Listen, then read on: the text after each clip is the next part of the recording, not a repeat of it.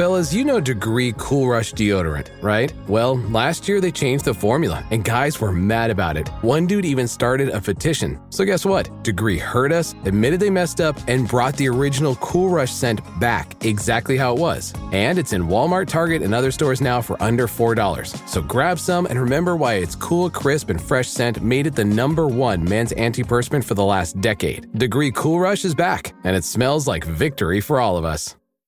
Lights, camera, innovation. Walt Disney Studios chose advanced 5G solutions from T-Mobile for Business to transform the movie-making process. Together, we kept a remote production hub in Hawaii in sync with a team in California to bring Lilo and Stitch to theaters this summer. This is picture-perfect collaboration. This is Walt Disney Studios with T-Mobile for Business. Take your business further at T-Mobile.com/now. She fluent in that cash talk. Walk in the booth like Naomi on the catwalk. And tell them bitches whoop whoop from the Jaguar. It ain't even right though. Push me and I might go. She ain't getting money. I'm like, what the fuck the hype for? When them bitches bite flow, make my appetite go. Poof, gone, voila, magic. Looking mad good just to pull up on them rampant. Welcome back to another episode of Unhinged and Immoral. I am Mecca. And I'm Jamila. And as usual, I'm tired. Were you doing something last night? No. I just, instead of once we got off the plane to LA, I got back at 5 a.m. and then I took a nap and I went to church. When I got back from LA yesterday at 5 a.m. and then my church service was at 11. So I came and then I got home at 6, obviously with bags and Ubers. But it was important for me to go to church because I felt like we had such a productive time in LA. And I wanted to show my gratitude, you know. Okay, you're making sure you are on that heaven list. Okay, you're safe. It was church anniversary. I showed up safe. I also did want my church wanted us to wear like traditional African clothes. The country didn't matter, and I've had like these Ethiopian kitmies that I wanted to get off, and you know, hater ass bitches on the internet wanted to say it was ugly. I had to delete the video or I friend zoned it because they were trying to start a diaspora in my comments. And it's like they fell right into the old trap. See how you just slipped into xenophobe? Gotcha. You was trying to be funny. Trying to hate me so bad. Because the thing was I put it on. So the Hopper Shot girls was like, T. And the hater ass bitches came, this is ugly. This is da-da-da. So then one of the Ethiopian girls ended up responding. And I'm watching the back and forth. And typically I don't even do shit like this unless it gets too far. And I said, you know what? I was just like, in the video, it had just got to maybe around 13,000. And it was, you know how when it gets to past the double digits, then it's finna start picking up speed. I was like watching the comments go left.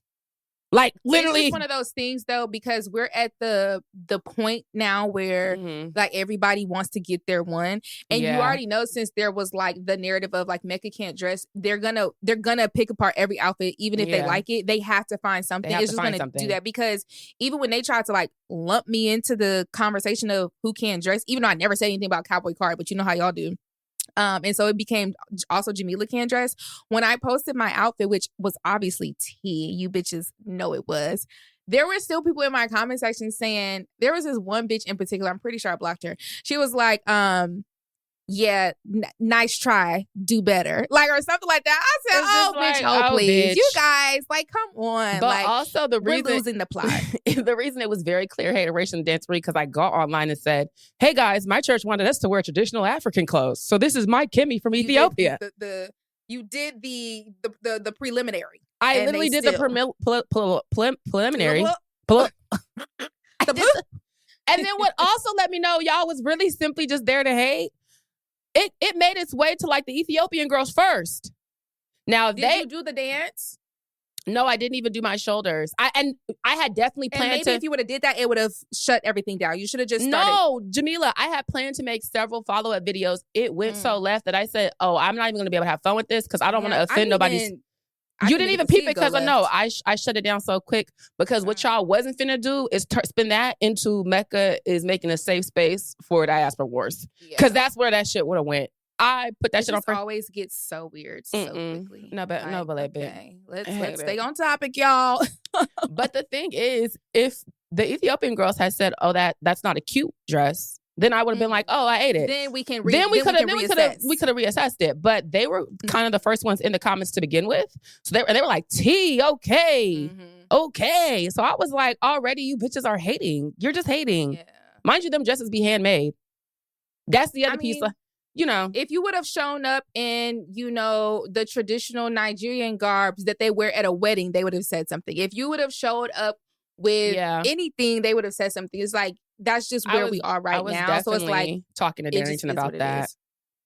I was like, well, that sucks. But, lean into it, get the brand deals. It is what it is. Mm-hmm. Let them get their little one off. Like, okay, I mean, y'all are really not doing me a disservice as much as y'all think y'all are. Like, it's, what I'm saying? At the end of the day, School of once we've realized that our name does hold so much weight, and that's why some people try to, latch onto it any chance they get to get a little bit of that as well. It's like, you know what I'm saying? I feel like I definitely in LA, that was such a timely moment, not to say that we let it get to us, but it could quickly get to you. I'm very big on, I keep myself grounded. I be in my prayer cupboard. I pray every night for mental strength. We like doing this for real. But the trip was so timely because it just, people want to constantly be like, you bitches ain't shit. Y'all are just. And I think getting around people who, like, we've been watching on the internet since we were in high school, like the true OGs, like motherfuckers know who they are, and having them be like, oh my God, when I got on TikTok, I was following your formula, or when I did this. I was like watching people in your industry give you your flowers and telling you that you're doing it correctly. That's the thing, right? Because a bitch on the internet who ain't got a pot to piss in can have an opinion. We all are allowed that. But when it's someone who's doing what I'm doing and has been doing it successfully for 10 plus years, is telling me I'm on the right track and don't let the negativity get to me, it's like, okay, heard. The hate comments that they just don't move anything because y'all don't have any power.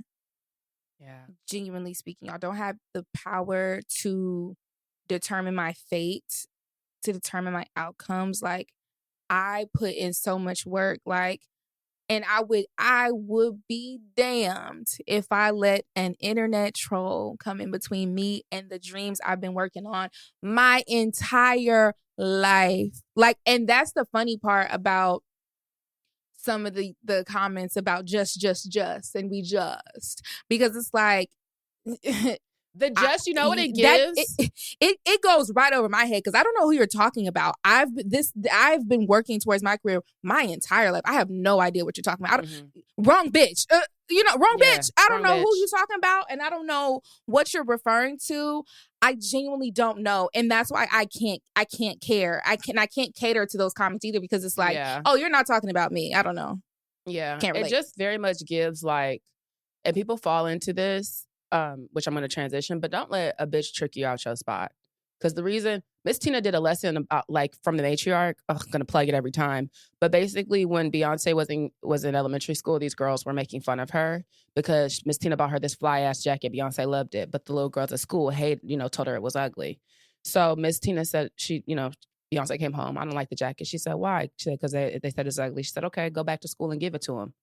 And Beyonce was like, why would they want my jacket? They said it's ugly. She said, just do it.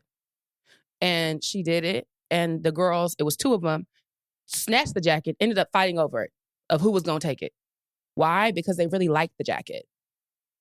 And Miss Tina was talking about how that lesson has stuck with Beyonce and guides how she handles conflict. And then you look at how Beyonce handles conflict and don't respond to it because, bitch, I know this is what you want. I said, Miss Tina was really giving us gems in that damn book. I ain't gonna lie, that book was also timely. That's a word. That's a word. They picking you apart because they want your spot. What a metaphor. What a metaphor. They want your jacket. They want my jacket. So what you gonna do? Talk about it. Right. I mean, it is. And so it's like, what you gonna do? Give it to him? Fuck no. You bitches got me fucked up. I'll be damned. I'll be damned. Like Beyonce came home like, Mama, they took my jacket. Confused as shit. I'm like, yeah. I love a good lesson. Yes. So T. And what have you learned? And what have you Never learned? let a bitch. Never let a bitch trick you out your jacket, bitch. Never let a bitch. Okay, like so T. yeah. Don't let the She little ate bitches that. take your jacket. That's the lesson. Yeah. Well, that happen. Speaking of bitches taking spots. You know what I wanted to say? Speaking of like, I'm so happy because we talked about this last week with LaBelle and it was also timely. So Money Long, known with the whole controversy, that was some internet troll shit though, right? And then she said something out of emotion. And I made a video about it, right? I said it with care. And she commented under it with a little heart. And so I was just like, you see how you can get your point off without calling someone a gunk ass bitch though? And that's it's almost a foreign concept, I feel. You know what I'm saying? Like, you can really disagree. Because even when it's been times with us, I don't never block people who disagree with me respectfully. I really don't. Because I be feeling like, you know what? Okay, I see. There was some, and she's actually an active follower. And she made a video disagreeing with me. She's like, I don't want no hate to Mecca. I just did not agree with this point. And here are the bullet points why. And the more, obviously, I always, am mindful of how I speak. But that situation especially, I was like, okay, another example of how you don't know who's watching you. So calling folks, fuck ass bitch, girl, you don't know who's watching you. It's like, okay. Yeah. Get do your shit. Do your one, do your two. If that's how you feel, that's how you feel. I'm never here to, well, let me not say never because I've been there before. But I cannot change your opinion about me if you don't know me. You know what I'm saying? It's like you'll fall into that trap trying to defend yourself from bullshit. And it's like, yeah, that's what happens when people don't treat conversations with care. And you can tell who actively cares about said situation or said conversation based on how they respond to something they disagree with. Because when your immediate reaction is to just go completely off the rails and you lose track of the conversation, I don't think that you care about the conversation at hand. I think you care about dragging a person. And maybe you should ask yourself that before you try and do some public correction of people. Do you actually care about the conversation at hand? Do you want there to be extensive, nuanced conversation and open dialogue? Or do you just want to drag a bitch? And sometimes you just want to drag a bitch. And that's, hey. And I would respect y'all more if you was honest about it. You know what I'm saying? Sometimes you just feel like dragging a bitch. And do that. Instead of hiding behind pseudo-intellectualism. Because y'all are not intellectuals. Heavy not to on Sue. Not heavy on Sue. Not to drag y'all too much. Sue. It's not giving smart. But at all. Anyway, speaking of dragging, Cardi B and Stephon Diggs, they're really dragging Offset. And I mean with class. Yes. And, the moment Offset's baby mama, the original one, said, hey, Cardi made Offset a better dad to my kids. That's when you should have known, oh, okay. This is finna get nasty. No, yeah. I said, oh, he's what you call gutter. Yeah, I mean, and are we surprised? Well, no, he's a Sagittarius. But who was also a Michael Jackson stan himself. Don't forget that part. That ain't got nothing to do with me, baby. I know y'all seen Jamila crying. That video's been a slow grind. I put it up in the first day, it didn't even break 10K. And now all of a sudden it's more and more. They in my comments shout out to Henry. This is the where he died. That is a room where Michael Jackson died. I have to get my little sidebar. Let me just talk about that real quick because I haven't even talked about it on my page yet for real because I'm tired, child. The way that we did not know we were going to see Michael Jackson's house, that was not a part of the tour. It wasn't. We were just about done wrapping up with the tour, and the tour guy said, do y'all want to keep seeing more celebrity houses or do y'all want to go do something else? No. Me and Jazz talking about something. Beyonce, take us to Beyonce house. Crazy as shit. I'm sorry, Beyonce. Please don't think we're weird. I just want to see what was at. I didn't want to go to the front door system. And he says, baby, Beyonce don't live out here. You know what I'm saying? Okay, cool. No problem. And he goes, do you guys want to go see Michael Jackson? Yes! I screamed to the top of my lungs, yes! Are you shitting me? Mind you, I've seen Michael Jackson's house before, obviously on the news and stuff like that. But just for reference, all the houses that you see on the tour are not houses that you can drive up to. Like, for example, we got to see J-Lo's house, but hers was like in the distance on like a hill. So we could see her entire house, but it was like on a hill and it was inside of a gated community. We couldn't, drive up to it. But some of them you could drive within like the actual street and be boom. Like Rihanna house. Sister, I was at your front door. Oh, Rihanna. I do understand why you have it set up like a fortress because they're doing tours. You're not getting in there. You're not getting in. But we was on her street, her cul-de-sac. Right. So I didn't know I didn't know what to expect, right? So we pull up and we see Elvis' house first. He's like, yes, this is Elvis' old house, fuck Elvis. But he's giving all his tea. Then he goes, and we're rolling up to the left. This is Elvis Presley's son-in-law. Me! Does anybody know? Michael! Mind you, the whole hello? No, he asked it. No one answered. Jamila just kind of shocked. Don't forget that part. And he asked it again. No one was answering. And Jamila was also sitting in the back, so I don't think he heard you answer the first time. And I keep saying, Michael. He keeps asking, who is Elvis Presley's Does son-in-law? Know who Elvis Presley's son-in-law is? Michael, pick me. Also a side pivot. I love how Mexicans in California, being California, like have their own accent. The one thing I was saying here is when I moved to Texas and the Mexicans had deep voices like niggas, I said, whoa! The Mexicans in Texas are too southernized. They're southern. Yeah. California, they have their own steez and their own, like, you can, like, that accent comes from their parents are not from America, and that's the Spanish mixed in with the Cali, and you have, hey, say, hey, blah, blah, blah. So our tour guide had the classic LA. My name, perfect. This is Michael Jackson's house. Yeah. So as soon as he said that, so when he said it originally, where the bus was, where I was, I still couldn't see it because it was still like a lot of trees and shrubbery. It's like as soon as he said Michael Jackson, it opened like this. And what y'all saw was a genuine I was genuinely gagged. Boots. I did not know we were driving. I did not know we were driving right up. Like, and it just hit me. Like, I just got so overwhelmed. Like, oh my gosh! Like, have you ever seen a picture of them bringing his body out of when he died? And I'm just like, man, this is crazy. and what y'all don't realize is that, like, as Michael Jackson stand-ups, we know we're here. There's not a lot of Michael Jackson artifacts that you can really walk up to because a lot of them are put up the part of the estate. It gets a little tricky, right? So to have that be right there in front of me and me be able to, that's the closest thing I've ever seen of Michael Jackson. Everything else is just been via video, so it was insane. We're gonna take a break. And we're back. I was actually pretty surprised at how open it was.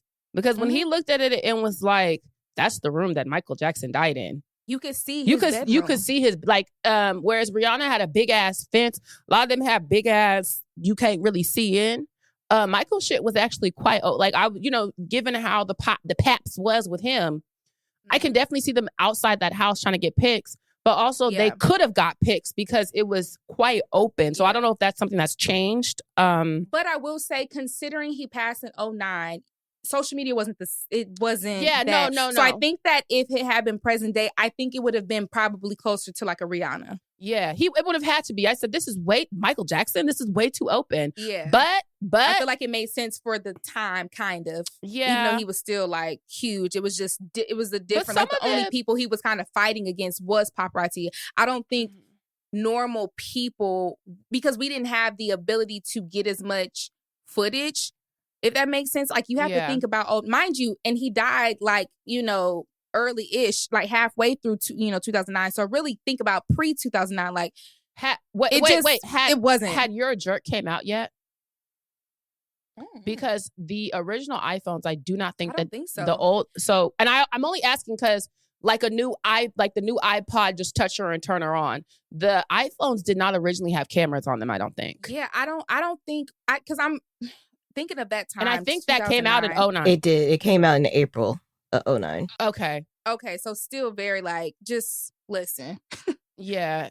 In its infancy though. That I was gonna say it was nothing of like this. And even then you have to think most people still had flip phones and things like that. So I think it probably would have made sense for the time. But anyways, moral of the story is, y'all, I had a really amazing birthday. The only thing that would have made that better is if my best friend Sydney was there, because she is also like a Michael Jackson stan. Mm-hmm. That's actually how we became really close, because we both realized we were cuckoo crazy for Michael Jackson. And she's like the only person in this world that like really understands like my love for Michael Jackson. So she would have been there. We would have just been sitting there, just two babies crying. And I probably would have laughed twice as hard. We would have been just sitting there like looking at each other like, no. We'd have been like, stop the bus. Wait. We got to get off, baby. So you know how in my video I was like comforting you and I said, it's okay, just one more hurt. The people who listen to our podcast and know where that comes from, I said, oh, I love people who understand the lore. Yes, keep up. Keep up. Just one more hurt, baby. It's okay. When they was in the comments, I was cracking up. I said, y'all caught it, period. Yeah, but back to Cardi and Stephon and back and Vanessa Bryant, because I have a question. How quickly do you move on after a relationship ends, after a partner passes, after all the things where you just find yourself single, and maybe, you know, speaking of the partner passing, you're at a point where you might be ready. When is appropriate? Like, there's a lot of questions that go into these things for women that aren't asked of men. And that was gonna be my thing. So I definitely think that when you move on, obviously there's not a definite answer, right? There is no one answer fits all. It depends on the situation, depends on the people, depends on how long y'all together, right? Obviously. But I think that for women, I'm talking to girls. So boys, please don't give your opinion. I don't give a fuck right now.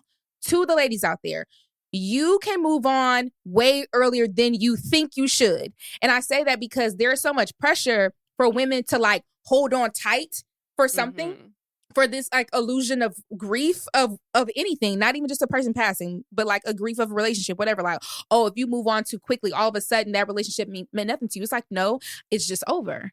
The same way men will move on at the drop of, men will move on before the relationship ends. So I just baby, think your body don't even be cold. He got his dick in another bitch. Listen, the statistics of men leaving their wives when they're sick, disgusting, should tell us alone that, hey, girls, it's okay. You know what I'm saying? Now, obviously, I don't know y'all's thing, right? I clearly, you know, whatever. Like, if we talk about Vanessa Bryant, obviously Kobe dying was one of those things where you weren't prepared, right? It's not like the partner was sick. Her baby died with him. Right. That's you know what I'm saying? So obviously it's like, it's not one of those things where the partner was sick for a long time. You had time to kind of prepare yourself. No, that shit happened in the blink of a fucking eye, and she found out with us. You know what I'm saying? That's a fucking lot. Her husband and her child died in a fucking a helicopter crash, bitch. You know what I'm saying? Yeah, I think my sister's gonna wait a minute. You know what I'm saying? Mm-hmm. Because not even just on some respect for her husband, but because she's grieving, and that's a lot. So I think that obviously that time is gonna be different than obviously like a Cardi B, who her nigga was cheating on her so fucking much. So she said, fuck it, I'll move on when I'm pregnant. To your point, when they think, because you know what's happened now is people thought Vanessa Bryant was pregnant, reacted horribly. Where did that come from? I don't know, but that happened to Lauren London sometime last year. They thought she was dating, and niggas got disgusting. Like, okay, but are they not allowed to move on if they're ready? Because for all intents and purposes, both of these women were like around in their 30s when their partner passed. A good life is considered to your 80s. They're not supposed to get loved. They're not supposed to love ever again in the next 50 years. Yeah. They're not allowed. And I think that it's interesting because I remember watching Lauren London's one of her first interviews back with Angie Martinez, which I thought was a really, really good interview. I was really taken aback at just how stoic and like peaceful she comes across, considering what she had dealt with, right? And she was basically talking about, she's very woo-woo. Just kind of talking about her grieving process, but also talking about how she feels like, you know, these people are not ours to have forever. You know what I'm saying? You get someone, you experience them, and then life happens, and sometimes they're gonna leave at some point in some way, shape, or form.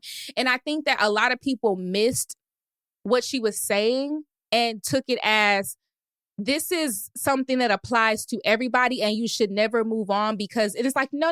I don't think that's necessarily what she was saying. I think that for her, she was saying, I have already experienced a true, pure love. And if I never get that again, I'm okay.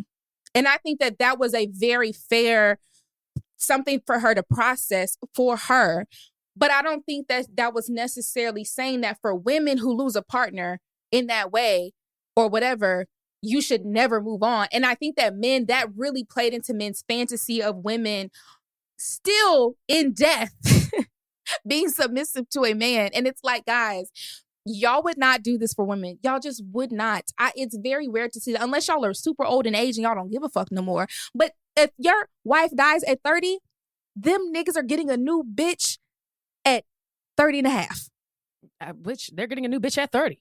So it's like, what? I don't believe y'all. I don't believe that y'all, if that was Vanessa, God forbid, right? But if that was Vanessa and the roles were reversed, you think Kobe wouldn't have already had a new bitch by now? That doesn't mean that he would have fallen in love. It doesn't mean that he would have been married by now. It doesn't mean anything other than he probably would have been on some new bitch. And that's, let me be clear, that's not a bad thing. It's not wrong. If somebody's dead, you know what I'm saying? You know what I'm saying? Like, if you, shit, what do you want me to do? He's not coming back. If you processed your grief, I think it's fair if we know they're not coming back. Hello? I think I want to, even if you're not trying to be in love, because like what books say, I've been purely loved. I don't even need that again. Maybe I just want to feel a pulse. Maybe I just want to get my back beat in. Am I not allowed? I just wanted to cuddle. Maybe I just want to go on a date. I just want to laugh. I just wanted to feel something again. Like, a lot of us don't know what that's like to lose a partner. So it's like, I think that everybody be so excited to be like, she better not never move on. Nigga, you want to be Kobe and his dick so bad. Move on. Now that I think about it, actually, it is about the man for men. Because I think that had it been a man that they dislike or they are not really who's another man who enamored has passed away though? I don't know. I mean, there's definitely plenty, but I'm trying to think of like a very clear example. Did Rich Homie Quan have a girlfriend? Now that's a great. So he did, however, a side chick as well. And that was funny because the side chick got in trouble because she posted so sad. And everybody said, bitch, now is not the time. Okay, and let's transition. Can I just say? So now my question is, when is it appropriate for the side bitch to grieve her nigga? Because that was her nigga too. This is the thing. This is the thing. Back in the day, the side bitches had a bit of decorum about them. My great-grandfather had 2 families. And his side bitch came to the funeral in all black and sat in the back. And as you should. As you should. I know ain't nobody saying don't grieve, but hold on, bitch. Hold on. You gonna grieve that man. She said, bitch, I want everybody to know that was my man. And so I'm posting the day of. If we didn't know, if he didn't want you to know about it, but if he didn't want us to know about you in his life, then I think that you should respect his wishes in death. How fucking crazy is it? How embarrassing is it to like not have ever been able to be seen in public with a nigga? He died, and then now you gotta grieve in private. That's an embarrassing grief. So I kind of understand. Like, bitch, I'm telling everybody, fuck y'all. No, I feel like that's in the side chick bylaws. If they die, you simply have to eat that. You gotta eat that. You just gotta eat that. Damn, I know you hurting, sister. That was really your nigga. I don't think that side bitches don't have. I don't think that side bitches don't have feelings. That's not what I'm saying. What I'm saying is, in the side bitch bylaws, you have to know that you gonna have to have that one more hurt in your bedroom, because when you come out in public, everyone is finna boo you, and it's like, damn, my nigga just died, and they're throwing tomatoes at me. And they're throwing. So it's like you're grieving because you're sad, and it's like you're not, and now you're not even. Now that you might get disinvited to the funeral, you're grieving, and everyone's jumping you, baby. Don't even say nothing. That's a hard life to live, and this ladies, don't be a side chick. And if you're gonna be a side chick, make sure you read thoroughly your bylaws and your NDA, because they're thorough, and you cannot be confused when things, start playing out like they said they would. My thing is, when side bitches, I'm not going to hold you. And I'm just saying, based on what history has told us, there are some things you can do in this world and you can get away with. There's a lot of things you can do in this world and get away with. Unfortunately, especially for women, one thing we have seen, baby, when you start playing side bitch and wrecking marriages, the greater public, race, ethnicity, gender, across cultures, it don't matter, babes. They're throwing bricks at you. They're coming. They're even though we bricks. know, it takes two. He's guilty too. I know. What I'm saying is, if you've watched it played out this way multiple times, being a willing participant and being shocked at the outcome. I don't know what is 2 + 2, babes. And it's your life. Live it. Be the side bitch. I love when a side bitch is like Elizabeth Taylor. I love side bitches who lean into being the villain. No, I'm so serious. What I hate is a side bitch who want to, like, girl, don't woe is me. You not woe is me. We're not going to do that. Don't woe is me. You actively, because let me be clear. There's a difference between you didn't know that nigga was with somebody and being a side bitch. Side bitches are intentional. These bitches go after these niggas. So if you're going to be a side bitch, you have to own it and you have to be a villain. I don't like a sad ass side bitch. A sad ass side bitch. That baby not like you even more, bitch. Please. Because if we're saying, yes, it is in fact 50-50, it takes 2 to tango, then mama, you have to own your 50, right? Mm-hmm. You have 50. You got half of it. You're not a victim, right? What I'm saying is, when you have bitches like Elizabeth Taylor, like an Ariana Grande, oh, bitch, I'm so sorry. That's so T. She don't give a fuck. Yeah, I took that nigga. And I do it again. Took that white man from his wife and his child. And then I sang Wicked. But see, if you're a home wrecker and you successfully break that home and build a new one, are you still a side chick? You will forever be the side chick. Huh? I do. Because think about it. Elizabeth Taylor was the most famous. There are some side chicks who want to remain a side chick. They don't want the responsibilities of being a man. No, yeah. I know this because I've heard them say it.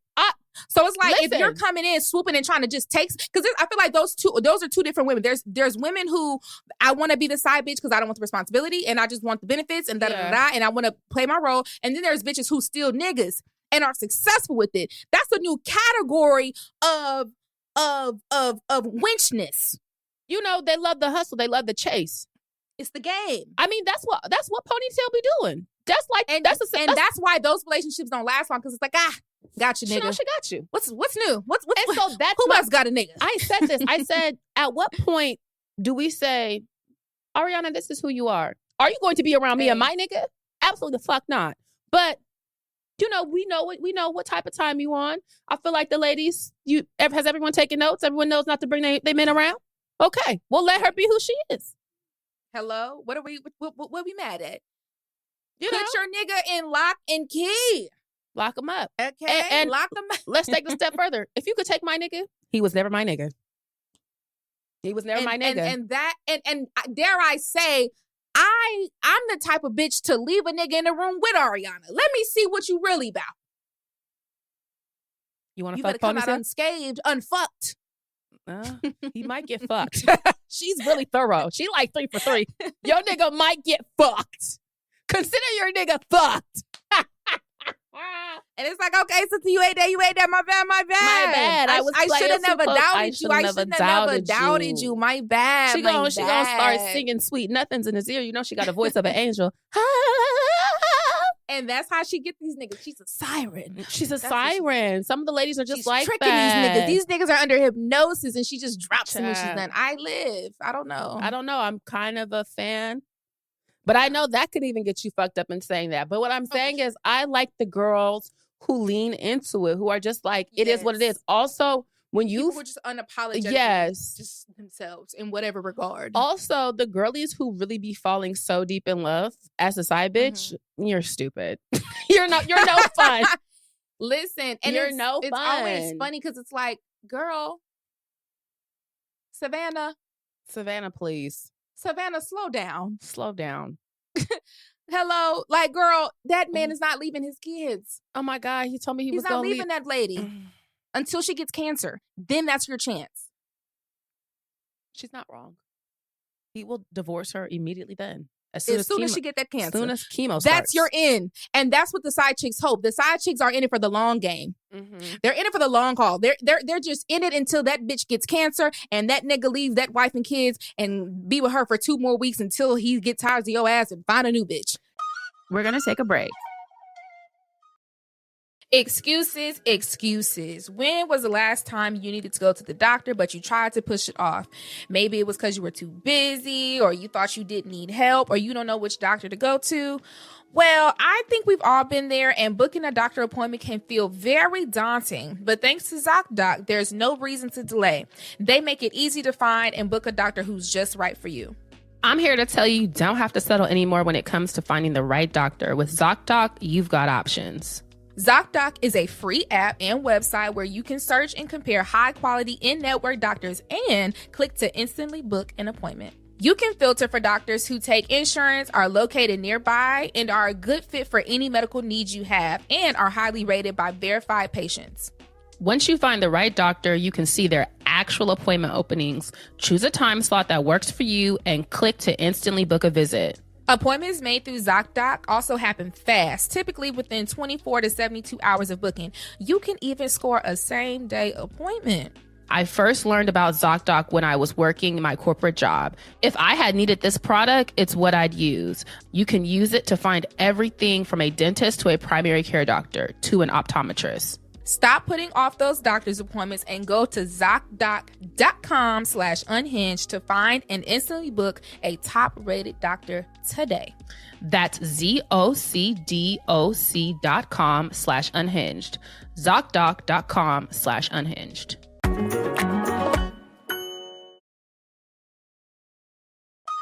And we're back. Going to these networking events and stuff, something I love is finding out tea about, like, not people you know, but like people you've like, oh, I met her at this, I met them at that, I met this, da-da-da. And I have recently found out, I mean, I've seen it in movies my whole life, but women who are very, very busy be fucking married men. Oh. That's like a thing, but it comes from the like, I'm busy, I don't really want a nigga. Do you get, and that I'll just take yours real quick. Just real quick, I don't want to keep, I don't want to keep them. Do you get? I don't want to keep them. I'm gonna give them back. I just need to get my back beaten relatively quickly. I need to jet set and get back on this plane. Like, married people be fucking, and then the thing they be married to. Girl, married people be fucking. Just know that. Just know that married people be fucking, and not their spouse. Well, clearly, because here we have Offset.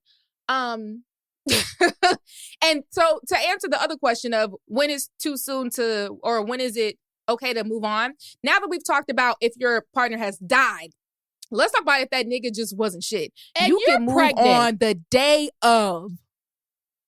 The day you decide you're done with that nigga, get a new nigga that day. Have his baby in your belly and say, actually, I'm over. I'm so sorry. Cardi ate that. She ate that bad. I hate the only thing I hate is that there's no prenup and that nigga is able to possibly get money out of her. That's the only thing I hate about this, which he is because he's spiteful and she's embarrassed him. And, you know, so. And ladies, let this be your sign again. I'm always going to advocate for prenup. Actually, I think that both parties should sign a prenup. Every marriage, I don't care if you think you only got 2 nickels to rub. Everybody should be signing a prenup. I don't give a motherfuck. These marriages are not the same marriages from 1930. Divorce is possible. And I am a staunch believer in divorce. If you get on my goddamn nerves as my husband, I will divorce you. Yeah. Bet my bottom dollar. Listen. I don't want to, but I will. I mean, it gets to a point. It gets to a point. People always want to stay together for the kids. And then you find yourself like Drew and Ralph, like he's living in the basement and your kids, and you're crying on camera because your mom is telling you your kids are acting different and they acting up because your home life is chaotic and they're no longer stable. Yeah. Like, it's just too much. It's too much. Get a divorce. Get a divorce today. And not tomorrow. Cardi taking a picture butt ass naked in that fur that Stefan wore to the Met Gala. Mm-hmm. And let me just say, if she is not using this amazing PR moment as her album pre-rollout, she's crazy. Because obviously there's this luring question over Cardi's head of when is the second album? When is the second album? And for years, right, we've been chasing this. And I think there were definitely so many points and moments where she could have dropped. But, you know, for whatever reason, whether that be fear, the anxiety, or shit going on at home, we haven't gotten it. Cardi B, if you're listening to me now, you need to drop that album within the next 2 months. And it needs to be revolved around the breakup of your nigga. I did make a tweet. I said, yeah, Cardi B is about to drop her Lemonade. It's going to be called Horchata. But no, seriously, Cardi has such a great opportunity PR-wise because all eyes are on her. But also, we're having this conversation of what to do when your nigga has finally fucked up, because we have watched Cardi B get cheated on multiple times and take that nigga back. And now she's finally moved on, so much so that she's posting the new nigga and wrapped up in his fur, butterball naked. Can I be honest? The new nigga's tea. The new nigga's fine. Now, this is, and I feel like this is what has me weak. You know, he also has a 2-month-old. Hey. And so people are like, oh, he got a 2-month-old. I said, well, in this case, she can't talk too much. And I was going to say, well, she also has a very fresh newborn. Listen, so I feel like they're even. I've seen a few people saying like, oh my gosh, no, Cardi, like he's ran through too. He's not shit either. I think y'all are missing it. I highly doubt that Cardi B is in love with this nigga. Y'all are missing it. Missing the Cardi point. B is getting her shit off. She's getting a couple of nuts. And she's why do y'all Offset think off. You have to fall in love with every nigga? It's not Come about on, that. y'all. Come on, y'all. You've been in a situationship. She's having a blast. And actually, that's y'all problem. You try and fall in love with your situationship, and now you've been in the situationship for 5 years, begging the nigga to make you his girlfriend. And okay. Hello? And listen to me. Okay. Listen to me. Okay. The first nigga you get after your relationship is 100% not gonna be your fucking new nigga. That is gonna be the nigga you fuck to be like, okay, yeah, I'm over. Let me go ahead and fuck something else. Let me go ahead and keep going. And 9 times out of 10, when you end up with the rebound nigga, it does not go well. It actually is disgusting. I will say, like, oh my God, everyone I know who got cuffed up by their exact rebound did not go well. Maybe, and I know in the comments, I know the comments. Well, I'm married, not rebound. Okay, shut up. We enjoy the 10%. You're so lucky. You're God's favorite. Hello? We love you. Yay. That's how it's gonna go for you, though. Okay, that rebound is never gonna be nothing but that. A rebound. It's like, y'all thinking that Cardi B is really with this nigga and like that's her nigga. Mm-mm. You're a dummy. That is the nigga that she is using to get her rocks off, have a good fucking time with, have fun, forget about fucking Offset, and piss this nigga off so that he can really realize he fucked up. And trust me, he's seething right now. No, I'm not gonna hold you. You know who's rebound nigga? I at least, even if they're not in love, I don't believe they're in love, but I love the illusion. Tiana Taylor and Aaron Pierre. Oh, yes. I'm loving the illusion that they're in love. Yes. Like, this is beautiful. Yes. I would like to see a tape. And see, I think also the reason that kind of felt a little bit more or a little less reboundish is because there was so much distance, because their divorce started way longer than or way earlier than we anticipated, because, you know, she went under pseudo names and things like that. So by the time we found out about everything, it had already been in the works. So I'm pretty sure she had her a few in the between time, which we didn't hear about. And that way she could just pop out. Hello. Some women. Hello. You know. So then when she popped out, it was like, and I don't care if it's a PR relationship or not. It is. Remember what I tell you guys. And this is again, a lesson in PR.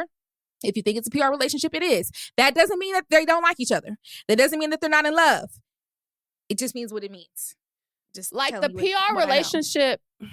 Let me tell you guys something about the studio system. This is one of my special interests.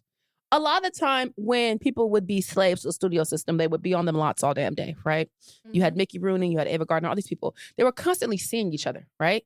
So they would develop like crushes and, you know, friendships. And, you know, let's just say I have a crush on this guy. And when the studio exec sees us talking, like, we have a crush on each other. And he goes, yes.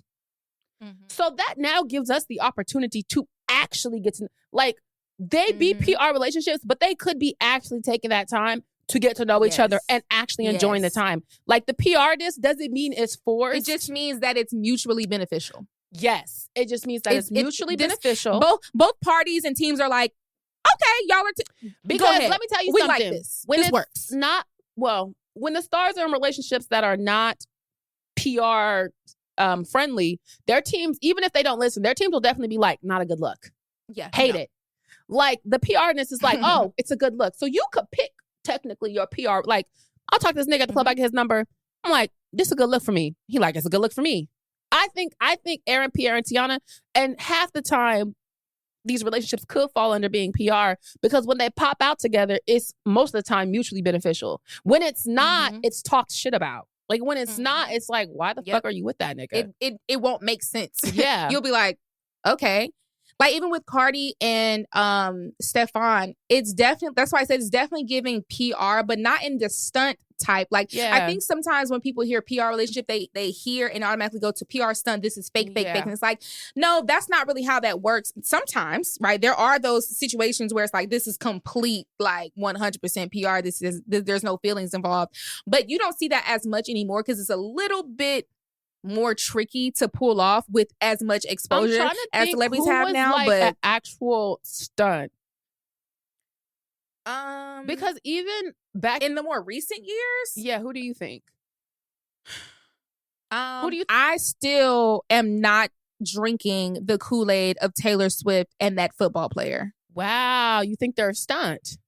I think they're a stunt who worked and then maybe they started liking each other after. But in the immediate, please. You know what? That was old school American propaganda. Yeah. No. Same thing with get out of here, bro. Same thing with Elizabeth Taylor and Nikki Hilton. She had done a movie about getting married. Like she got married on the studio lot. They made a part of her PR press run. She did really like him, but it was definitely he's the Hilton heir and you're Elizabeth Taylor. Like, duh. And it was rushed. And she was saying, she did love him, but it was kind of one of those things where it's like, oh, I had it was not the love like I experienced later in my life. Like I was just naive. And that's kind of what that reminds me of in terms of us wanting to push good old American white picket fence dream. And then they end up kind of liking each other. Hopefully Travis Kelce is not a drunk and beating Taylor Swift's ass because that's what Nikki Hilton was doing to Elizabeth Taylor. But, same vibe, same energy. America's sweetheart and some halfway attractive rich white man with a name. Yeah, it's just like, okay. Sure. I also think the added racial tension of him being so known for dating a black woman and us entering like another round of MAGA America, that was definitely propaganda.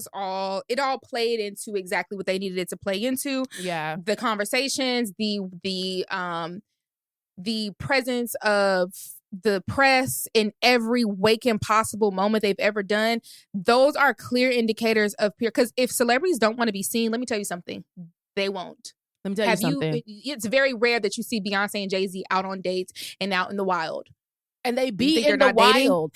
That's what be happening. You think they're not going out and having fun? You think they're not dating? Let me tell you something. Listen to me. The one thing this book has taught me, that bitch Beyonce be in the wild. You'll just never know about it. Listen to me. You'll never know. Now, when I say celebrities in this regard, I do mean higher profile. Obviously, you're lower end tier celebrities, and this is not shade. It just is what it is. Yeah. Yes, they can kind of maneuver a little bit differently because there's not as much eyes and press. But we're talking about those high profile A-list celebrities. Swift? If they do not want to be seen, bitch, they won't be. I promise you that. They won't. I promise you that. So if you see them every date, you're welcome. Because even the thing about it is, Kim Kardashian was known for calling the pops on herself back in the day. But even when she really want to do something, you don't know Kim every move. All them damn babies walk around Calabasas. We don't see them damn babies in pictures. We did. Now when they had the E! Show on and they were still in their paparazzi, but now it's funny watching the Kardashians transition with them kids because you can tell the kids are old enough now that the kids have their own identities. They have absolutely, as a unit, pulled back. We do not see them children as much as we used to see when they was babies. They do not be outside. But to think that them kids don't be doing normal kid stuff is crazy. Them kids be outside. So yeah. So do with that information what y'all will. But listen, But that's the thing. And that's why I enjoy the idea of celebrity, right? As a cultural phenomenon, we are separating the idea of celebrity as an adjective and as a noun, right? Like people are now just celebrities noun and not celebrity adjective. And we need to get back into the adjective because of social media, there's been this like almost breaking the fourth wall with celebrities. We are so exposed to them. And so it's blurring the lines like, and it's not that it's a bad thing. I think it's actually really dope that we're able to kind of engage with celebrities, especially like as a fan, when you allow those fans into that life, like even something as simple as, you know, Lizzo posting her freestyle and people commenting and then her responding or liking comments, like that is kind of bridging that gap and kind of building community with your fan base, which is cool. But because of that, it has kind of blurred the lines of celebrity. And I think that people get so disillusioned and now everything is weird to them. It's like, guys, you have to understand that being a celebrity is a job. It's a specific career field. And a part of that is really based off of branding yourself and the PR of it all. This is my thesis statement. Bring back PR stunts. Fuck. I miss them. Let me tell you something. Where are the PR stunts? Can I tell you something? As we talk about celebrity, because, you know, again, old Hollywood, that era in time is niche interest.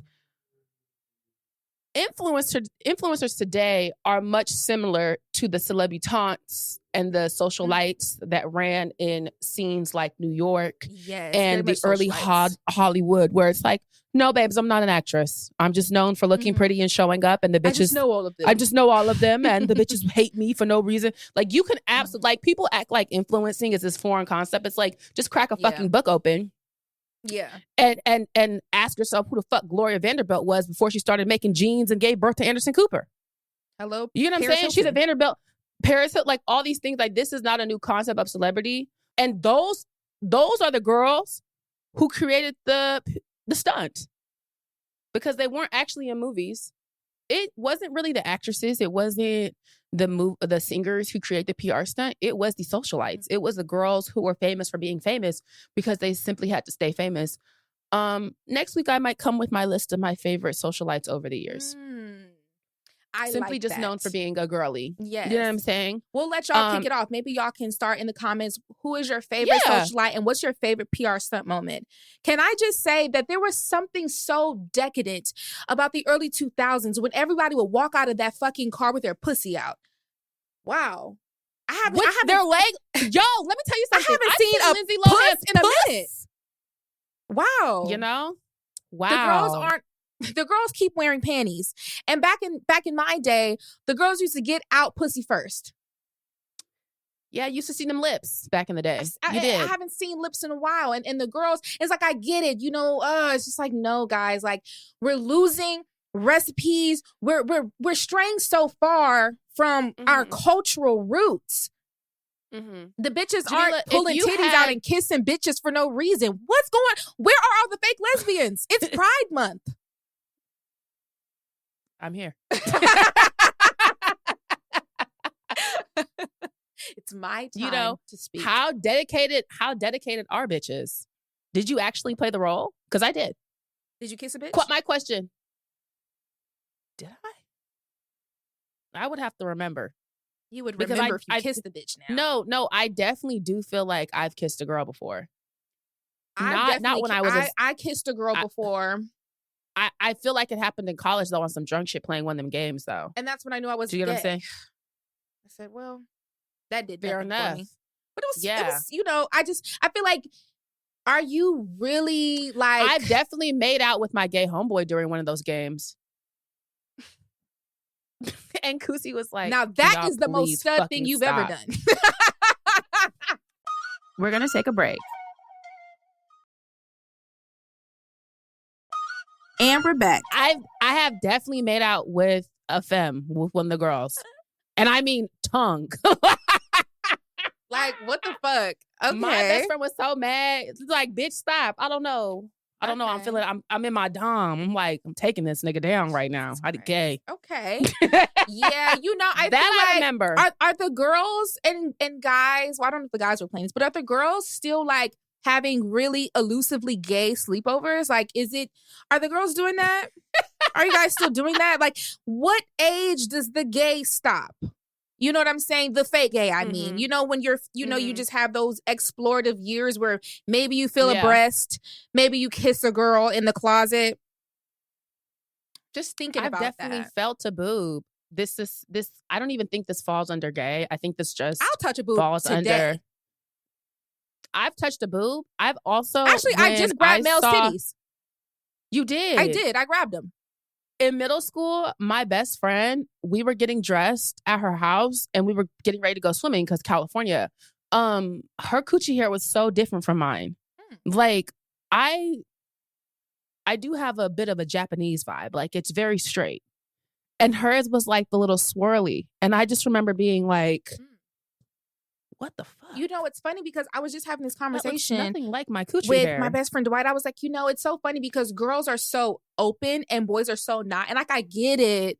Yeah. But it's just like, y'all never just walk by your home. We were like, damn, nigga, that dick got big. Do you know what I'm saying? You know, like, I definitely remember stopping and putting we really analyze. We will analyze each other's bodies. I've seen my friends everything. I've seen it. And it's just like, you know what I'm saying? Like, we will literally walk by our girlfriends and be like, oh my gosh, your boobs got so big. Let me see them. Like, damn, bitch, you got some big ass areolas. Or, you know what I'm saying? What was the meme of Phaedra? Yeah, just like, yeah. I don't know. Like, sometimes I just be wanting the boys to act like girls. I don't know why. It would tickle my fancy. Jingle of the ball. It would just tickle my fancy if you guys would just be like, I ain't gonna lie, my nigga got a fat ass. You know what I'm saying? Like, yeah. Sometimes niggas be having fat asses, and I like that. What's that? It's like this old audio. I don't know where it's from, but I heard it on TikTok, and it was like, I have a girl whose pussy is so tight. Have y'all heard that audio on TikTok? I was like, yo, where the fuck is this from? It's so funny. It's like an old school lady. It's like, I have a girl. Like, I'll tell you, what you want? I got different flavors. I can tell you, like, what type of whatever do you want? I can tell you. Like, I don't know. Like, it's Pride Month. If you haven't been a little fake gay yet, now's your chance. Tap into it. I know the gays hate fake gays, so be careful. Yeah. You might get jumped. You know, they hate fake gay ass bitches. So, hate a fake gay and bitch. it's like, no shade. If you are over the age of 21, it's kind of too late to be fake gay. Anyway, you kind of missed your beat. That's kind of like girl, don't be fake gay now. Like, because now it's like, if you're fake gay, you have to be real gay. You're grown. You know, you have to fully commit. So then you're going to have to, you know, just move in with a bitch. I got away with my quote unquote fake gay face because I wasn't doing anything with anyone. I was, you know, I just talked to my homegirl about this because she was like, first of all, she knew me when I was a stud. So she was like, you know what's crazy? You were dressed like a boy, but it wasn't like, you weren't like a sexual being. You were just like Pat. Like, I was listening, like Pat. Like, it's the way that people who knew me in real life saw that video and was like, oh my God, you did used to dress like a nigga.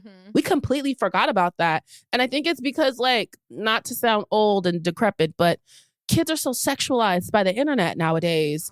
And so even when I was like in full on stud gear, I was not on nothing. Like, I took joy in watching YouTube videos and making up dances with my friends. So no one necessarily connected the dots right there. Do you get what I'm saying? It was just it was giving legs. It was just giving like a little boy just having fun running around. And I was saying, I said, honestly, probably if I had stayed like that when I was grown, I probably would have went that way. But it just, you know, the way it happened, I wasn't on none of that. So it just, the cards fell that way. But I was really thinking about that. I said, damn. After she said that, I said, damn, people who knew me didn't even draw that because I was so like just a kid. Mecca. You know what I'm saying? I was really just a kid. I don't think that I was just a kid. I don't think if you would have continued to dress like that, you would have just so happened to fall into some gay. I don't think that's how that works. But I just fell into some puss. I would have just probably just like one day, like, no, I don't know if. No, because I'm saying I had crushes on girls, and I had the way I even approached crushes I wouldn't have approached it either with a girl or a boy like that at all. Because I wasn't on that. Right, because you're not gay. Do you get what I'm saying? No, I definitely had crushes on girls at that point in time. Then be gay today. What did Devin say? Why are we playing these games then, bitch? Be gay. Be gay. See, I don't want to be gay now. Because you're not. Because then I feel like I'll be fake gay. Because you're not gay, Mecca. What the fuck? Maybe I'm not. Like, why? Sexuality is a why are you spectrum. being confused right now? It's too fucking late to be confused, bitch. You're not gay. You're straight. Can I tell you something? I was talking to this girl after my breakup, and then she transitioned. This is a true story. And after that happened, I was like, maybe I'm just supposed to be with men, because this is dead ass a true story. We're still cool. I want to say his name, but shout out to you. And I took that as my sign from God. Seriously.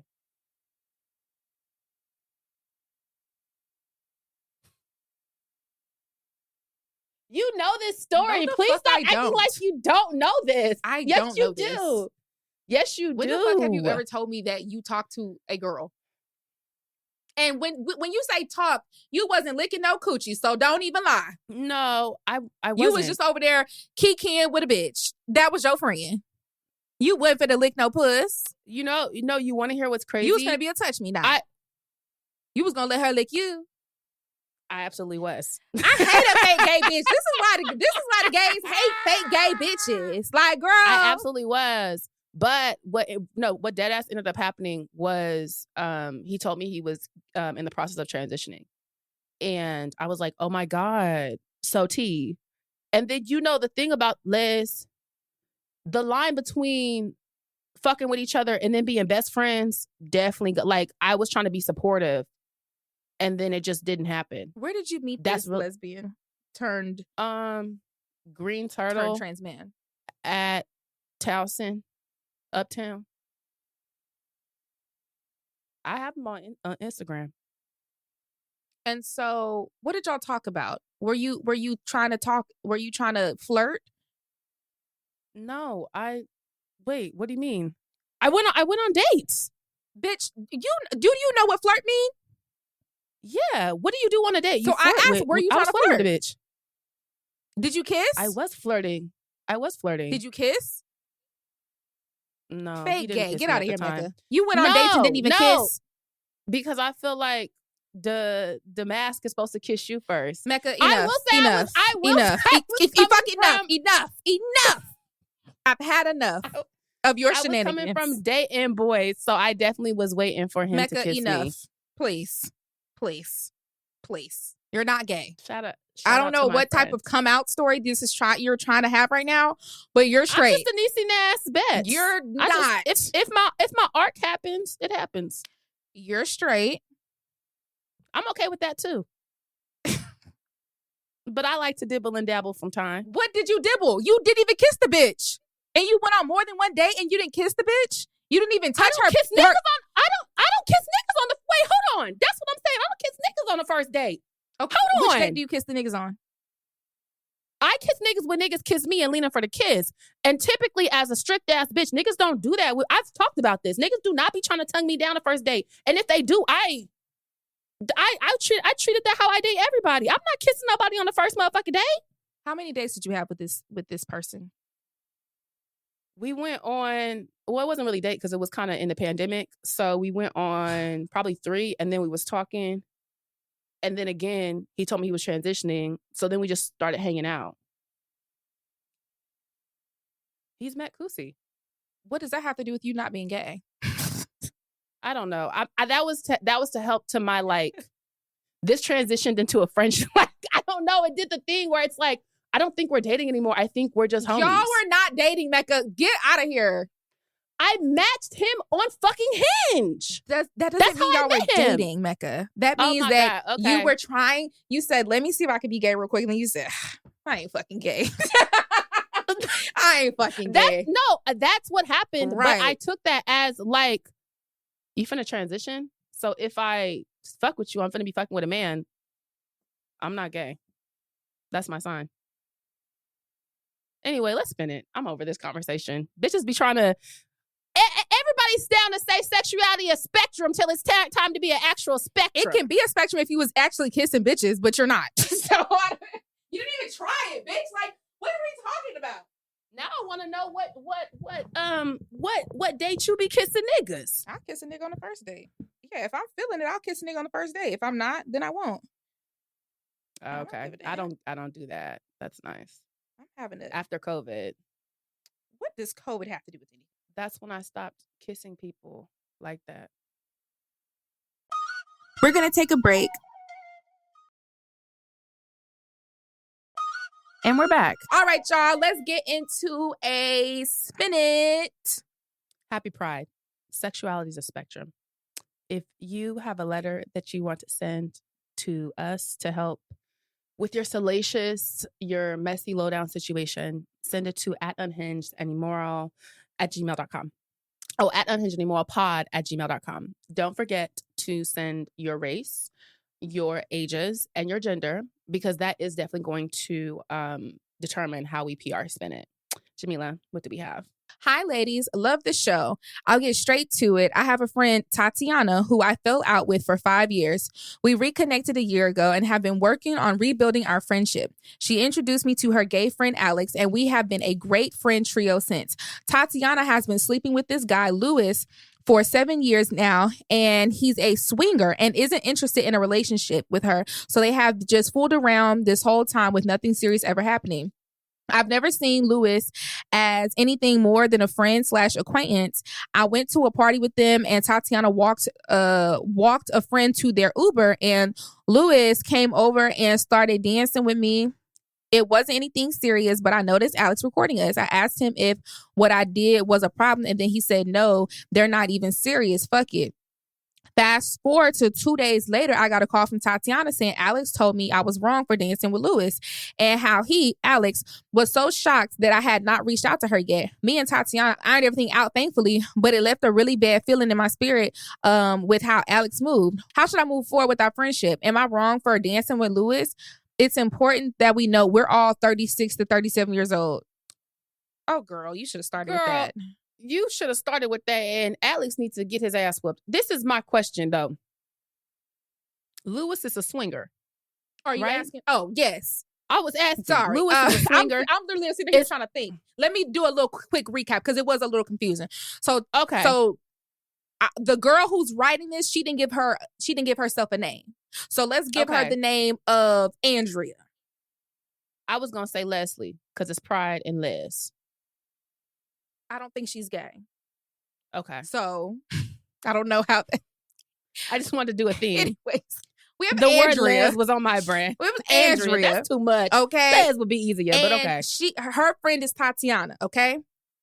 Okay. And they fell out for about 5 years and just recently reconnected. Okay. So now they're friends. They wasn't friends, but they back friends. Okay. Okay. Tatiana has a gay friend, Alex, and they became a little trio. So Tatiana, Andrea, and Alex. They was all cool. Tatiana started sleeping with Louis for about 7 years. Now, I don't think I read that right. I didn't hear that. That is why I said, wait, Louis is a swinger, though. That's why it's not that serious. Because I was like, this is Tatiana, long-term nigga who is a swinger, and then she was dancing with him. But the fact that they damn near 40 is just gonna piss. I thought these like, this is stupid. Okay, keep going. Sorry. So they've been fucking for 7 years because Louis is a swinger and he ain't never gonna settle down with nobody. Clearly, they all went to a party. Tatiana went to walk her friend to the Uber, and in the meantime, between time, you started backing that thing up on Louis. Whether or not Louis was a swinger, what does that have to do with you dancing on your friend's nigga? Okay. Wait, hold on. Okay, yeah. So Alex pulled his phone out, said, I got your number, bitch. Yeah, okay, ho. Okay. You went up to Alex and said, was there a problem? He said, no. He kept it cute. And see, that's why I'm like, actually, sister, it's giving you're kind of weird. No shade, because the fact that you got mad at Alex for recording. Now, is Alex wrong for recording? That can be a conversation in part 2. Yeah. But the fact that you got mad at him recording and for telling lets me know that you felt like you were doing something that you shouldn't have been doing. No, I don't think she said she got mad. It was no tea. No, I don't think she got mad because look, Alex was recording. She asked Alex, was it an issue? Alex said no. The reason she felt away is because Alex went ahead and showed Tatiana, his friend, who he'd been friends with longer than you, obviously. And Alex told Tatiana directly he felt away about it. But I think her issue is she asked Alex right then. Why are you asking Alex? But I think I get what you're saying. I think her issue is she asked Alex, did she do something wrong? He said no. But then he told Tatiana that bitch is fucked up. I think it's obvious that Alex is messy. Who is it? No, I was going to say Alex is for sure messy. I don't know. I think the mess is a bit justified here. Yeah, it's just like, Alex is messy. Yeah. We're going to get to Alex in a second. Alex is messy. Okay, cool. Tatiana didn't care, though. That's the thing. She just feels away about... No. Tatiana cared. No, I thought she said she didn't. They talked it out, but they did care. Okay. Because she said that they ironed it out. So if there was nothing to iron out, then I feel like she wouldn't have cared to begin with. But it was clearly something that they had to at least talk about. And it probably was like, oh, it's not that deep, da-da-da-da. But they had to iron something out. But I'm saying this is ending with she has a bad taste in her mouth behind Alex and now being that she don't want to be a trio with Alex. That's what I took from that. She's saying, I had a really bad feeling in my spirit about how Alex moved. Should I move on from our friendship? And am I wrong for dancing with Lewis? So let's answer them questions. Okay. Are you wrong for dancing with Lewis? Yes. Yes. Because if y'all had not already had that relationship where, you know what I'm saying, clearly your nigga's a swinger and I want to dance with him. If that was not already like kind of an established thing, then you kind of, and I'm not saying you did this intentionally. I'm just saying what happened. Mm-hmm. You waiting till your friend went to go walk her friend out to Uber to dance on her nigga. Like I said, very at the least how it looks. Right. And just the pure at the optics. very least the optics are really bad. Because you putting in here that Lewis is a swinger because you're wanting to give us context so that you don't feel bad. And what I'm telling you is whether he's a swinger or not, it shouldn't matter to you because at the end of the day, that's your friend's nigga. Now, if your friend, if your friend was right there and you started dancing on him, who gives a fuck, right? Because this is like, okay, well, we clearly all swinging at this point. Everybody just loosey-goosey, dicks all around, right? But your friend wasn't there. That's clearly somebody she's been fucking on for 7 years, whether he's a swinger or not. That has no bearing to you dancing on your friend's nigga. That's my personal opinion. That's how I would feel about it. Right. Him being a swinger, you should still move like that's your friend's nigga. Right. Even, let another bitch dance on your friend's swinger nigga. Like, also, I'm thinking to myself, like, okay, and if Tatiana came back, you stop dancing on him? Because if you didn't, this would never be a conversation because there would never have been a video to show, right? So it's like, okay, you saw Alex recording, your mind said, uh-oh, is this wrong? You know that didn't make sense. You know it didn't. Right? You wanted us to answer these questions. I'm answering your question. Okay. Now the second part, you approaching Alex. Alex saying he was surprised you didn't already tell Tatiana makes sense because I can see where he assumed, oh, this bitch saw me recording. She finna say something before I can even show it, right?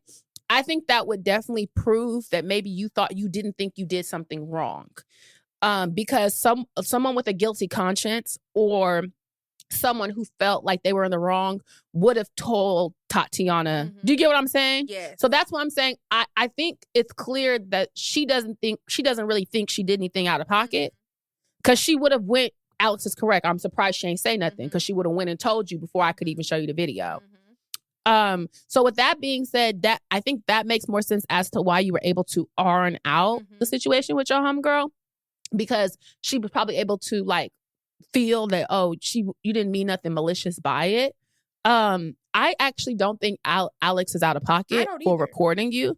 You also have to understand, you told us in the beginning that Tatiana introduced you to Alex, which means Alex is what her name? Tatiana's friend. It's not that that's not your friend, but that's her connection. Yeah. Connection is with Tatiana and Alex. Also, I'm not sure. And you said y'all had fell out for 7 years. Right. So it's like, he doesn't owe any loyalty to you. No shade. It just is what it is. Alex also has a context that like, oh, this bitch ain't been your friend for 7 years. Y'all fell out. Yes, that's like, important I would just say, consider where Alex is coming from. Not saying that Alex doesn't fuck with you, but what I am saying is you don't know Again, you didn't tell us why you and Tatiana fell out, but I would go ahead and assume if this is Tatiana's friend, you have to assume that Alex knows why you fell out, and he knows it from Tatiana's perspective. Yep. So he has, up until this point, been tolerating you per se, and giving you a chance, getting to know you. You said you guys are a trio. And as soon as you showed your ass, he said, got that number. And I did say that Alex was messy. Let me explain that. No. Somebody being messy isn't a bad thing. I think sometimes people throw messy around as if it's an insult. It's not. Like derogatory? Like, I don't think, now messy can get bad, right? When you're, when there's bad intent or there's like, it creates all these things. But messy is more so personality type, how you deal with certain things, right? Because a non-messy, people who are not messy, he wouldn't have said anything. He probably would have still would have been on his mind, but he probably would have never said anything. Because it's like, some people are like, OD, mind my business, mind my business, mind my business. I was going to say, non-messy people are people who don't tell nobody nothing. And they end up getting themselves fucked up in friendships in the long run. Why you ain't because it's nothing? like, bitch, you my friend. Why wouldn't you tell me that shit was going on? Yeah. You supposed to be my friend. Dare I say, messy people are sometimes the best friends you can have, because you'll never be in the dark. I'm going to tell you never not be clued in. I'm telling you everything, One bitch. thing about me, my friends know I'm telling. Bitch, I'm telling. I don't care. I'm telling. So, like, my homegirl, was Alex wrong? I too was finna tell. No. I don't think he was wrong. Was he messy? But I'm messy. Yes. but I'm messy. So, yes. I think he was wrong. Like, two things can be true. Was Alex being messy? Yes. Was he wrong? Fuck no. Were you wrong for dancing with... So the thing is, in your mind, that's not her permanent nigga because he's a swinger. You are trying to validate yourself by dancing on that nigga. And it doesn't mean that you want him. I'm not saying you want her man. You probably just didn't. You was kind of like, oh, he whatever the fuck, da da da da. He not even really, that really don't fucking matter. Yeah. That really don't fucking matter. And clearly your friend is not that pressed for it, anymore either. Like, that's great. Moral of the story is, I think that your boundaries with your friends are a little blurred, and maybe y'all need to start having some more conversations, because that's not something I would ever even think to do, whether that was my friend's real nigga or not. Yeah. I would never think, let me dance with my friend's nigga right now. Yeah. Nah. So, and I think the fact that your friend didn't really give a fuck, again, that doesn't necessarily influence my opinion personally. Because that's her. Because I feel like there should be a boundary of like, I don't give a fuck what's going on with that nigga, but that is my friend's nigga. And it's not even like acquaintance. You said y'all are a trio. This is my good homegirl's nigga. I don't care if they both don't give a fuck. I'm not interested in that, because I think that that's a boundary. Personally, me, I'm not going to engage with anyone my friend is talking to. The moments I found out with my friends and not my actual friends and I were engaging with the same nigga, I've been the one to step back because, it gets tainted, not in a bad way, but just like, I don't want to share niggas with my friends like that, unless we've agreed upon it. It's just like, sister. And I'm not saying that you need to do a whole big thing, because clearly you've gotten to the point where you and Tatiana are cool. It's not a thing. Okay, we don't have to go backwards, right? But now she's talking about Alex. Right. How should she move? So with Alex? I would say, honestly, like, you got to eat that. Yeah, you got to eat that, because you unfortunately, from our opinion, based off the information you gave, the optics matter here. This is PR. The optics were wrong. No, because regardless of what your intentions were. Come on, impact. We already know how impact goes. So I think that what you have to do is simply eat this and just move forward. But you also need to keep in mind that Alex is not your friend. For future references, maybe you shouldn't show all your cards to Alex. And again, this is not a bad thing. This doesn't mean that you need to be shady to Alex. This does not mean that you and Alex cannot also be friends. It just means that you are more friends with Tatiana, and so is he. Alex is more friends with Tatiana. And I think you know that, given the backstory that you said. You just said that it worked and y'all meshed and y'all get along. Yep. Optics-wise, PR-wise, if you get mad at Alex, your friend, what we name her, not Les. Les, I'm just say Les. Les is going to look at you and be like, wow. She's the girl. Tatiana is the friend. Oh, sorry, Tatiana. When the issue here is, if you try and pop at Alex, it's gonna make it's gonna make you look crazy. Yep. And Tatiana is then going to look at you and be like, so you have an issue with my friend being my friend? You don't have a leg to stand on. Yeah, you don't really just this is all optics. You have to eat this. And I wouldn't even say start acting weird. Don't just keep going. Move on. Like, just to me, let's say, just move on. Move on. Because even if you're in the trio and you start being weird to Alex, it's over. Baby, It's over. You are going to lose your friend and Alex and your friend Yes. because then they're going to read that as, oh, well, we don't want to be around her and she's Yes. weird anyway and da-da-da. Yes. So just since y'all have squashed it, and y'all Just are 40. simply move on. Now, I will say, if you want to do a distraction tool to get the heat off you, and if it starts getting a little weird and you kind of just want to move on really, really quick, and you don't want Alex to kind of like keep thinking about it, keep being on the top of his head. Now, mind you, he's gonna never forget people. You know what I'm saying? He's gonna always remember that. But if you want to kind of hurry up and move on, he probably's never deleting the video. Oh yeah, either. for sure. What I would suggest you do, and this is just something to this is a quick Band-Aid to kind of distract everybody and kind of move on really quickly. Plan a game night and you bring you a nigga. So that you can so it can just look like, oh, she don't really give, she don't give. Oh, that's a good idea. And invite She don't give everybody. a fuck. Make sure that nigga Invite is there that too. swinger nigga there Invite too. swinger nigga.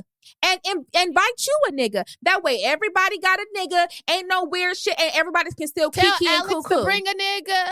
Tell Alex to bring a nigga. Make sure it's a date. It's a date situation. This is a bring your nigga to game night. Yes. Absolutely. And then that way everybody can get drunk, have a good time, and then be like, okay, she wasn't on no weird shit, y'all. You know, because sometimes you get a peekaboo and like you think somebody on some weird time, and you be like, hold on, this is bitch weird. And then you sometimes kind of give them a little bit, give them a chance and let it flesh out a little bit. You be like, oh, okay, bitch wasn't on no weird shit. Just, Okay. You know what I'm saying? We had a moment, but she fixed it. She was drunk. Yeah, and, yeah, she all right, wasn't in her cool, right we cool. mind. She But wasn't in her right don't make mind. any sudden movements. No shade. Because the moment you make them sudden movements, you're out of girl, there.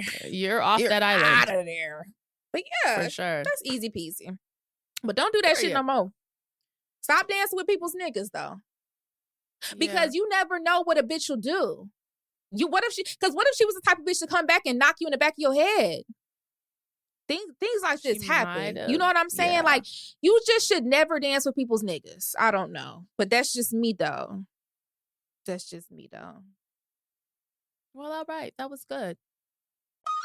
We're going to take a break. And we're back. Okay, y'all, we are about to read a couple of comments that you guys have been leaving across platforms from our previous episode.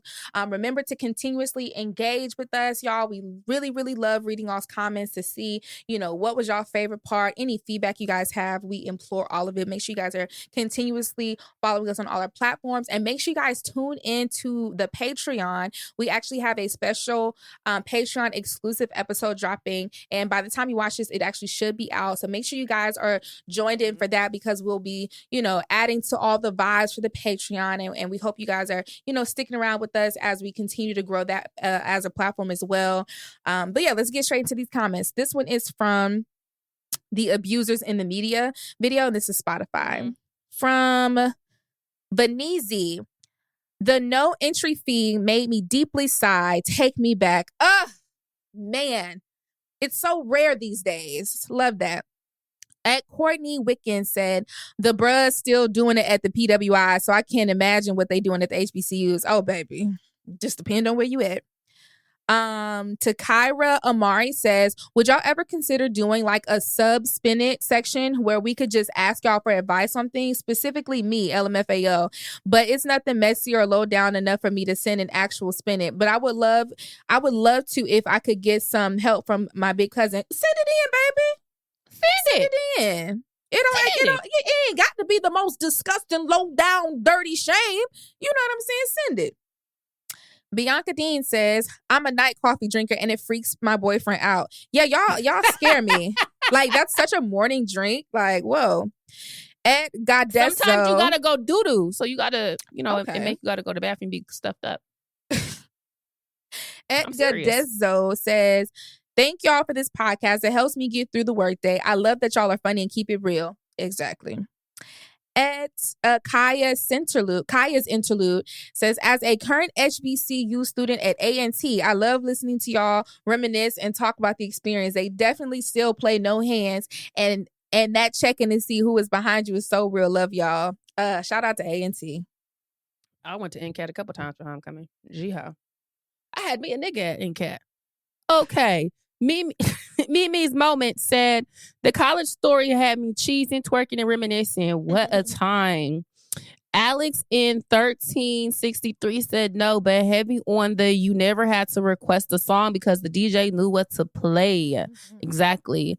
Dominique 5027 said Jamila ate with the boy mom segment when she was talking about and stop trying to fuck your son. Like, please stop saying that. It's making me uncomfortable. Koya's curated chaos said about damn time y'all upload. I done worked the whole day. Y'all, we've been working. I'm sorry. Maul with a whole bunch of L's said Jamila's storytelling abilities. Girl, at this point, I feel like I was there with you. She was really when you went get hit with pussy. I said, wow, you're really painting a picture. Trendy World said you just gonna shit and keep talking. Girl, I really thought Jamila had farted. I meant to clip that exact part because I thought she had farted. Yeah, that's crazy. I love cold pizza 758. What type of cold pizza? Because it could get weird very quickly. Said hearing y'all college stories makes me so sad because I stayed in state, commuted, and still lived with my parents. As soon as the lecture was over, I got in my car and went straight home. So I never got to experience college plus COVID-19. Like, fuck, I should have done more. Ugh. But sister, are you in debt? Because one thing about living at home with your parents, that debt will not be the way it is if you, you know what I'm saying? These are from Apple. Mum980 said, yes to the advice to London girl. Soon as she said they were LDR, I knew that's why she was bored. Also, that man cheating down. Hey, listen. @_Zapit, whatever. The beans and toast Spinach sent me. I want to start by saying I love y'all. I listen to y'all every week. I think this episode had me hollering and screaming the most, from y'all British accents to Jamila not being able to finish reading the letter. As a Gemini, I understand, but sometimes you got to get those thoughts out before continuing. But this was a good episode. My new favorite podcast. Thank you so much. Kai1101 so y'all are too funny. I most definitely relate to Mecca with that third setting on the rose. We not crazy. Y'all are crazy. Oh my gosh. Y'all are insane. Girl, sometimes I need to get that nut off in less than 10 seconds. Jesus. Sometimes I don't have time to rev it up. Well, this has been another amazing episode. We don't have too many church announcements that we can actually drop. But of course, you know, we were in LA. If you are tapped into our Patreon, you got early access to our episodes that we did with Kev on stage. We'll definitely be sure to drop some clips soon as well. And as those episodes come out, of course, we'll, you know, post them and everything like that. But beyond that, guys, stay tuned because we have some really exciting announcements coming at some point sooner than later. All right. Bye. Bye. Unhinged and Immoral is hosted by Jamila Bell and Mecca. Produced by Melisa D. Monts and Diamond MPrint Productions. Post-production by Coco Llorens. Production assistant by Melanie D. Watson. Music by Audie and Brooklyn Billionaires. And graphics by Claudia Choi.